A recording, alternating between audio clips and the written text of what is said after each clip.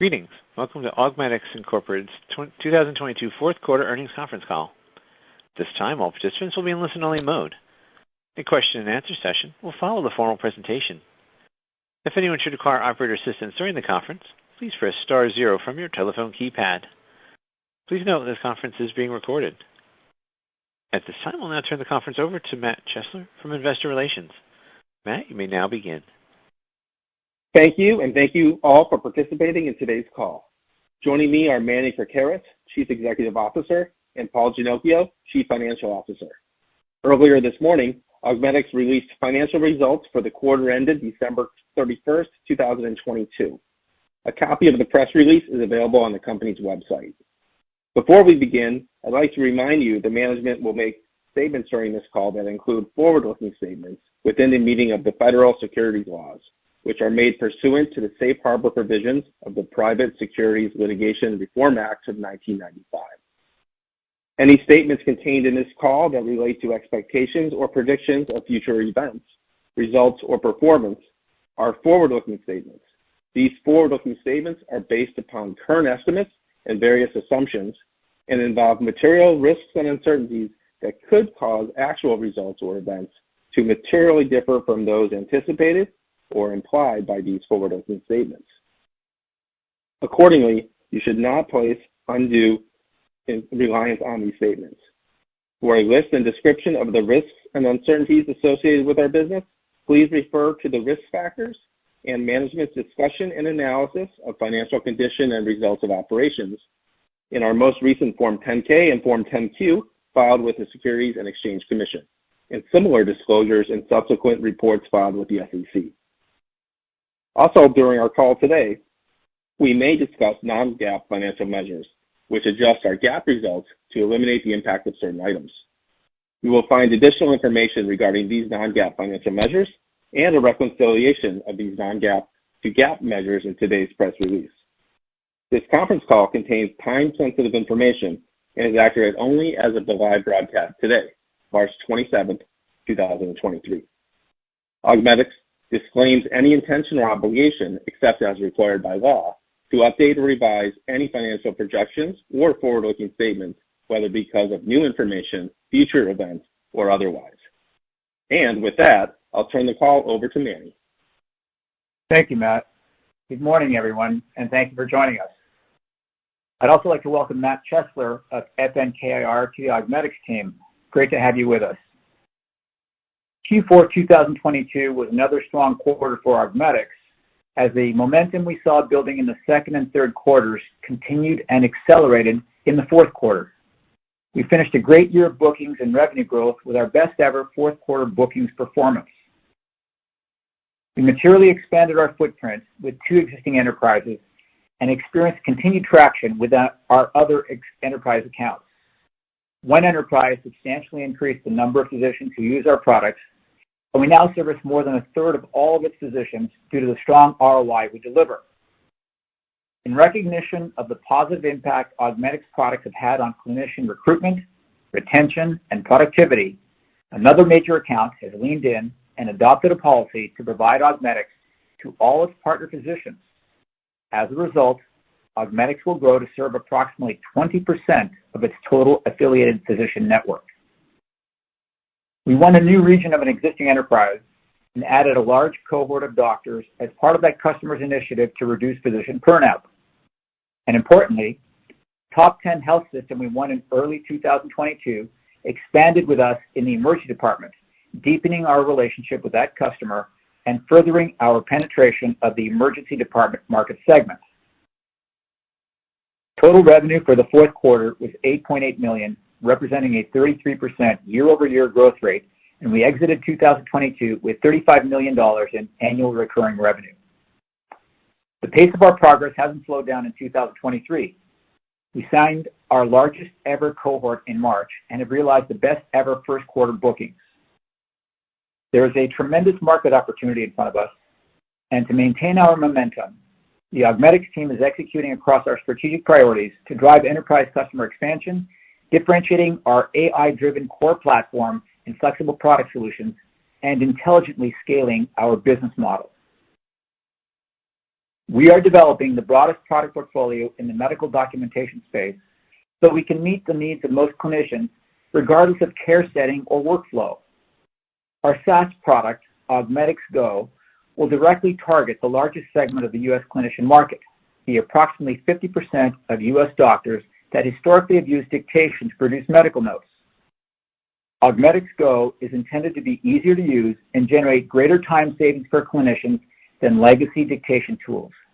This is a significant opportunity for us, and as a pure software product, will be the beneficiary of higher gross margins than our other documentation products, Augmedix Notes and Augmedix Live.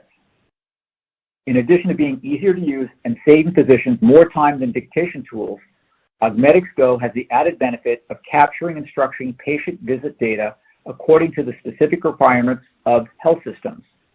And importantly, Go provides physicians transparency into how the medical note is created and control as to its content and look and feel. We believe transparency and control are attributes that physicians value highly, providing a sense of physician empowerment, and will serve as critical differentiators relative to black box approaches of competing offerings. Augmedix Go is currently being tested with a handful of clinicians at a major health system, and we plan to expand this testing in the second quarter and commercially launch Go late this year.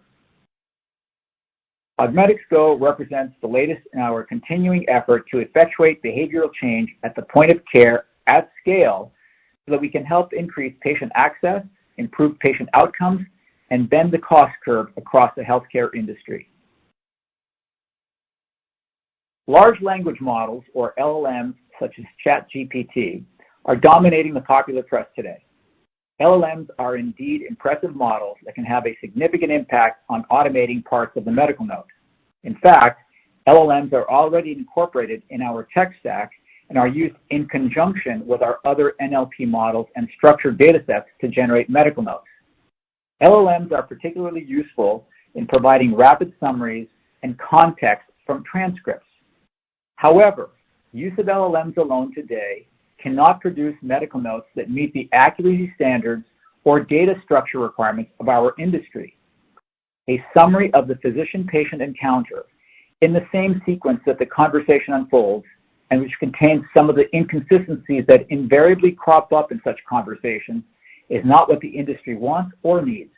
That is why we use other technologies together with LLMs to deliver highly accurate and structured medical notes, and is a major reason why our note quality is considered so high by our customers. We are also making solid progress in moving into the acute care setting with additional emergency room and acute care wins. We continue to add features to all our products to make them support and create value both in ambulatory and acute care settings. Another milestone in the fourth quarter was an EHR integration between one of our large health system clients and Epic. We now have multiple EHR integrations with more planned in the coming quarters. Integrating with an EHR enables us to deliver medical notes to our customers even faster and improves our operating efficiency. Finally, we continue to make impactful advancements with our proprietary Note Builder platform in our pursuit of enabling fully automated medical notes. Our machine learning continues to benefit from the large volume of data, about 60,000 notes a week, that passes through our platform, and we expect increasing levels of automation will have a positive impact on our gross margin. We are executing on these priorities, investing in product development, engineering, sales, and marketing, and remain laser-focused on achieving profitability and self-sustainability as rapidly as possible. The operating leverage inherent in our business model is starting to bear fruit as we realize the reduction in our operating losses again quarter on quarter as our volume increased. We expect that trend to continue throughout 2023 and beyond. Improving operating leverage is a key theme for Augmedix in 2023 as we continue to aggressively grow our top line. In closing, the fourth quarter showed a continuation of accelerated top-line growth and improving operating leverage as we made great progress on our path to profitability. Financially and with respect to our product offerings, we are well-positioned in a very large and rapidly expanding market. We continue to execute on our strategic initiatives and focus on delivering strong growth, improving gross margins, and increasing operating leverage. With that, I'll now turn the call over to Paul Ginocchio, our Chief Financial Officer. Then we'll return with closing comments. Paul? Thank you, Manny. As stated, revenue for the 3 months ended December 31st, 2022 was $8.8 million, a 33% increase from the $6.6 million in the same period a year ago. Growth was again driven by existing client expansion, new clients, and higher growth in our notes offering. Dollar-based net revenue retention for the fourth quarter of 2022 was 126% for our health enterprise customers, compared to 136% in the fourth quarter of 2021. The fourth quarter of 2021 was when our NRR metric recently peaked. We expect NRR to stabilize or slightly accelerate from the fourth quarter. As many of you know, net revenue retention measures what a dollar of revenue at our existing clients a year ago grew into this most recent quarter. It includes upsells, expansion, and churn, but excludes revenue from any new logos that we added during the last 12 months. Our strong NRR puts us at the higher end of most SaaS companies. Average clinicians in service for the fourth quarter of 2022 rose 41% as compared to the fourth quarter of 2021, and compares to a 43% year-on-year growth rate in the third quarter of 2022. Our 2-year stacked year-on-year growth rate again accelerated to 104% in 4Q versus 85% in 3Q. We define a clinician in service as an individual doctor, nurse practitioner, or other healthcare professional using either our live or notes service. We believe growth in the number of clinicians in service is an indicator of the performance of our business, as it demonstrates our ability to penetrate the market and grow our business. Adjusted gross margin for the fourth quarter of 2022 was 46.5% and compares to 47.3% in the corresponding prior year period, and compares to 45.9% in the third quarter of 2022. The increased exposure to clinicians serviced out of the U.S. reduced our year-on-year gross margins, partially offset by efficiency gains. We are pleased with the progression of gross margins from the third into fourth quarter. Total operating expenses for the fourth quarter of 2022 were $9.5 million, increasing sequentially from $9.0 million in the third quarter of 2022. Non-GAAP operating expenses, which excludes stock-based compensation and one-time items, grew 26% compared to the fourth quarter of 2021, a deceleration from the 28% year-on-year in the third quarter. Operating expenses increased year-on-year due to annual salary increases, incremental investments in sales and marketing as we expand our commercial team and extend our marketing reach, investments in the engineering team as we further enhance our technology platform, note automation capabilities, and expand our product portfolio, and increased G&A costs due to being a NASDAQ-listed company. Despite the quarter-over-quarter growth in OpEx, our growth in gross profit outpaced OpEx growth, which resulted in a reduction in our quarterly operating losses for the second consecutive quarter.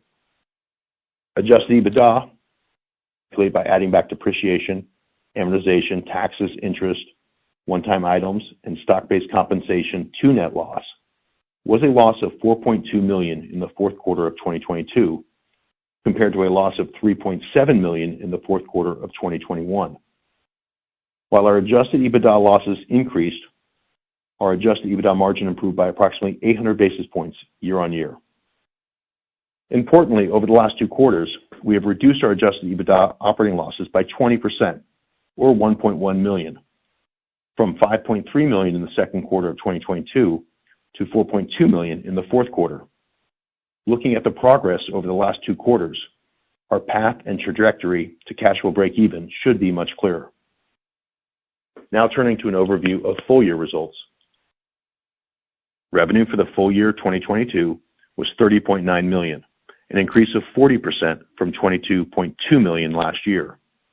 Dollar-based net revenue retention for the year was 128% for our health enterprise customers, compared to 124% in 2021. GAAP gross profit grew 40% to $14 million, with a 45.1% gross margin, compared to a gross profit of $10 million with a 45.1% gross margin in 2021. Adjusted gross margin for 2022 was 45.4% as compared to 45.9% last year. Total operating expenses for the year were $36.3 million, up 32% compared to the $27.6 million in 2021. Non-GAAP operating expenses, which excludes stock-based compensation and one-time items, grew 31% compared to 2021. Adjusted EBITDA was a net loss of $18.6 million for 2022, compared to a loss of $15.2 million in 2021. At December 31st, 2022, we had $22 million of cash equivalents, and restricted cash. In addition, we had $10 million of incremental liquidity via our existing debt facility. After the FDIC takeover of SVB, we did access and take down the second term loan tranche of $5 million. As of today, we still have $5 million of remaining incremental liquidity via the AR line of credit.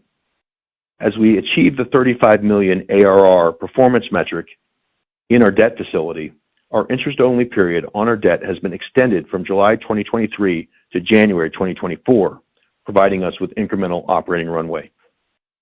Based on our current balance sheet capital and our expectations of declining cash burn, we still have approximately 2 years of operating runway. Just a quick reminder, the first quarter is typically our largest cash burn quarter of the year due to some annual payments and bonuses. Now moving to guidance. Due to the strong finish to 2022 and a strong start to 2023, we are providing revenue guidance of approximately $42 million for the full year of 2023, implying a 36% year-on-year growth rate. Turning to our outlook for the first quarter of 2023, given the strength of our recent bookings and the health of our current backlog, we expect revenue in the first quarter of 2023 to be approximately $9.3 million to $9.4 million. We expect GAAP gross margins to be similar in the first quarter of 2023 to the fourth quarter of 2022. Recall at scale, we've indicated that Augmedix Live gross margins will be in the range of 50% to 55%, with Augmedix Notes gross margins in the range of 55% to 60%. Augmedix Go gross margins will be higher than Augmedix Notes. However, we don't expect any material revenue from Go in 2023. We expect first quarter operating expenses to be slightly higher than the fourth quarter operating expenses. Importantly, the increase in operating expenses will be substantially lower than the increase in revenue, which again reaffirms our inherent operating leverage in our business model. We do expect some incremental investments in 2023 and sequential OpEx growth in the coming quarters, but that growth is expected to be less than our top line growth. At this point, I'd like to turn the call back to Manny for closing comments. Thank you, Paul. I am proud of our team's commitment to enable physicians to see the patient and not be distracted by the technology that generates the medical note. In the process, we are addressing the largest pain points in the U.S. healthcare system: physician burnout, staffing shortages, and labor inflation. I'd like to personally thank the entire Augmedix team for the strong results they delivered in the fourth quarter and over the course of the year. I would also like to take this opportunity to welcome Rod O'Reilly as our new chairman of the board. His long tenure, multiple successes in healthcare IT, and his extensive industry relationships will no doubt help us realize our vision of changing behavior at the point of care to increase patient access, improve patient outcomes, and boost the industry's financial performance. We remain confident that the need for our products will continue to accelerate given the massive size and unmet needs of the market and the compelling ROI our offerings deliver to our customers. We look forward to 2023 and beyond and to generating long-term value for our stakeholders. Thank you. With that, we will now open it up to questions. Operator? Thank you. We'll now be conducting a question and answer session. If you'd like to ask a question today, please press star 1 from your telephone keypad and a confirmation tone will indicate your line is in the question queue. You may press star 2 if you'd like to remove your question from the queue. For participants using speaker equipment, it may be necessary to pick up your handset before pressing the star keys. One moment please while we poll for questions. Thank you.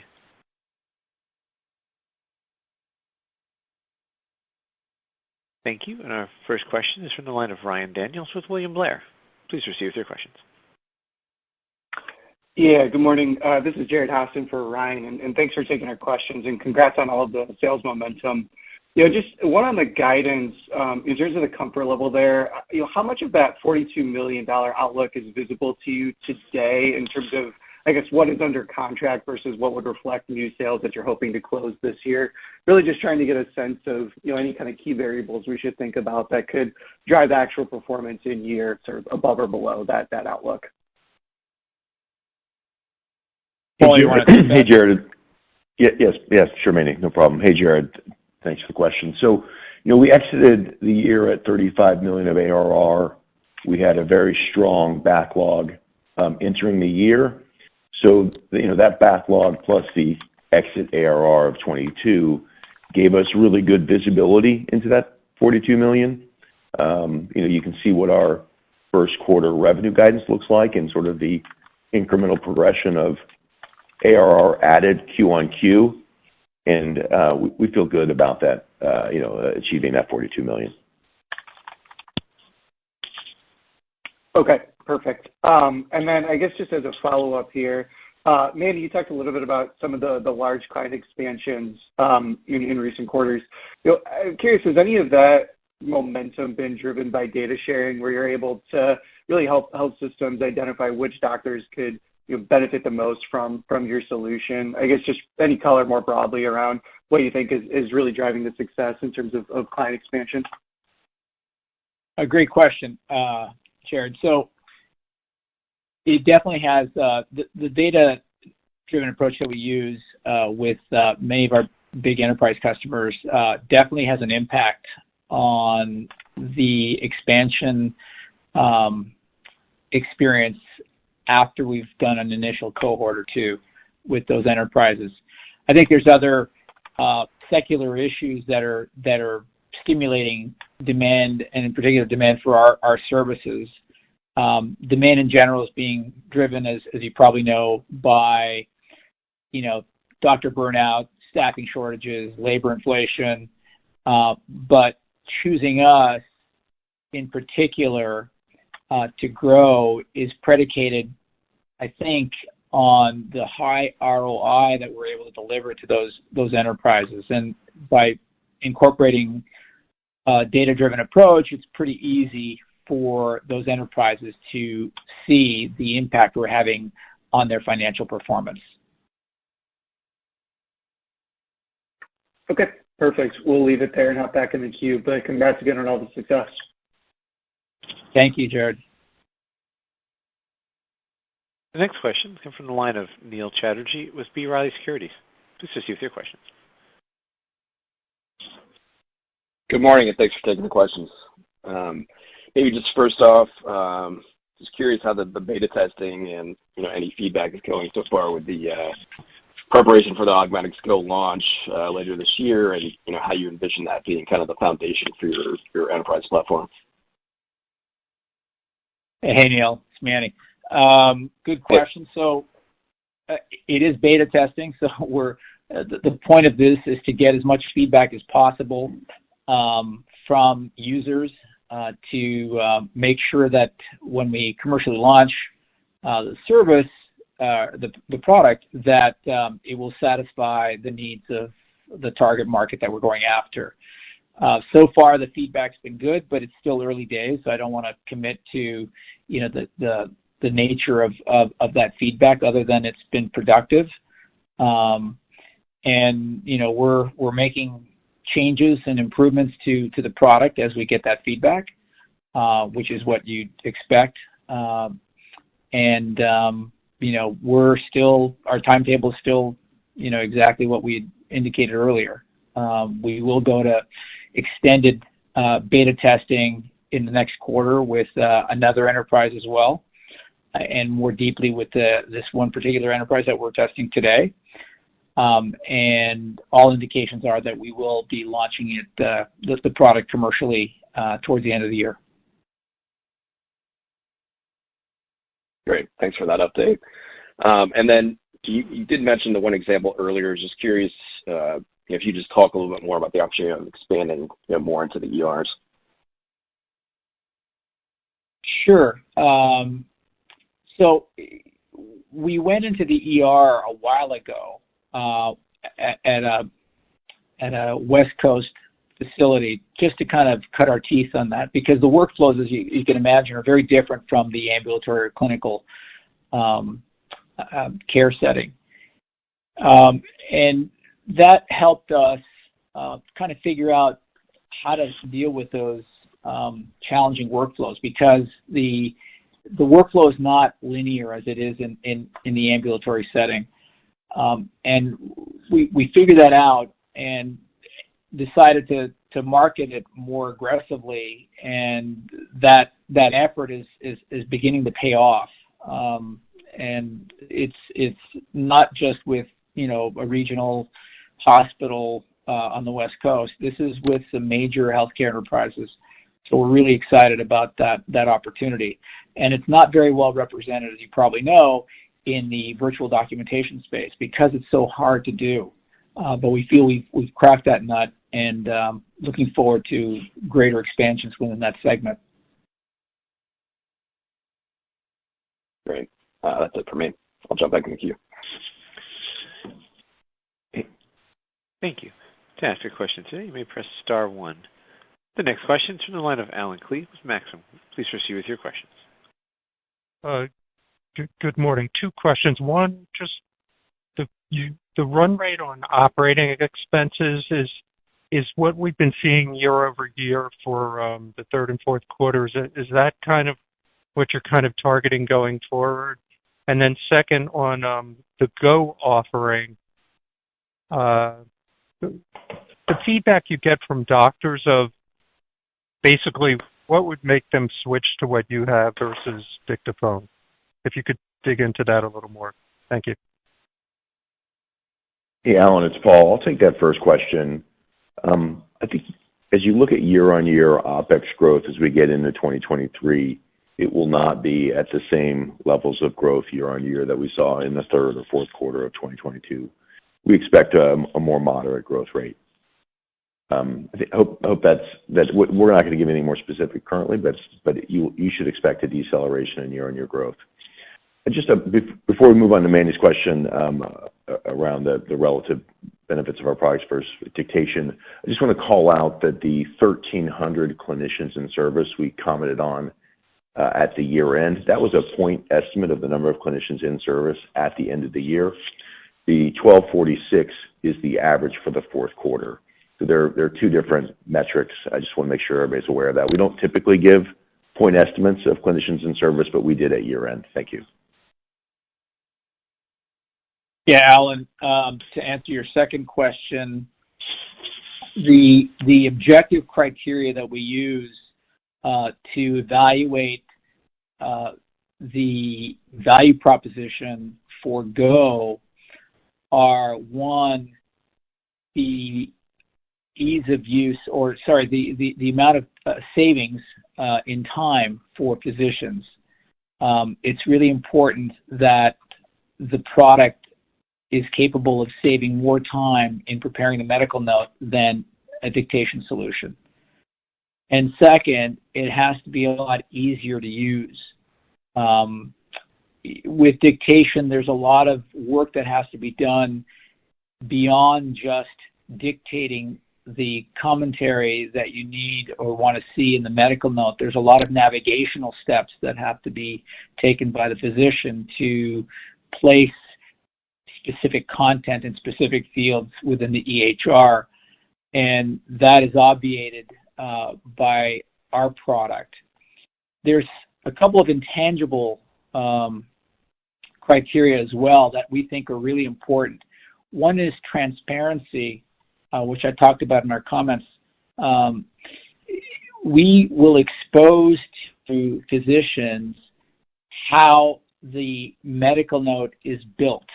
That's baked into the user interface. And we think that's important. It's important to show the sausage making to the physician so they have an appreciation for what the steps are, and then they can see where there's areas where they might want to do something differently than what the models are doing.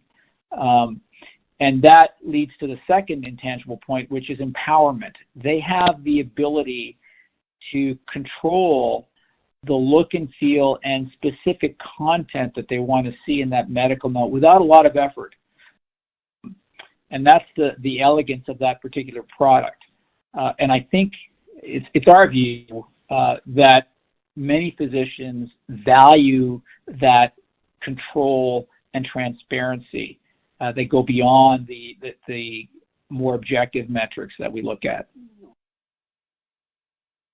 Thank you. Can I ask one other question? Do you think that in 23 that gross margins have the potential to improve over 22? Hey, Alan, it's Paul. Good question. Absolutely. Obviously, 2022 was impacted by the higher growth of our U.S. serviced operations. We're not going to see that again in 2023. We may actually see U.S. serviced clinicians go down as a % of our mix, and so that will be a benefit to gross margins over time. Thank you so much. Thank you. At this time, I'll hand the floor back to management for any further remarks. Well, we appreciate everybody coming online and listening to our earnings call, and we'll take callbacks later today and tomorrow with those that are interested in more in-depth questions and answers. Thank you all, and we'll keep you posted on our progress. Thank you. This will conclude today's conference. You may disconnect your lines at this time. We thank you for your participation.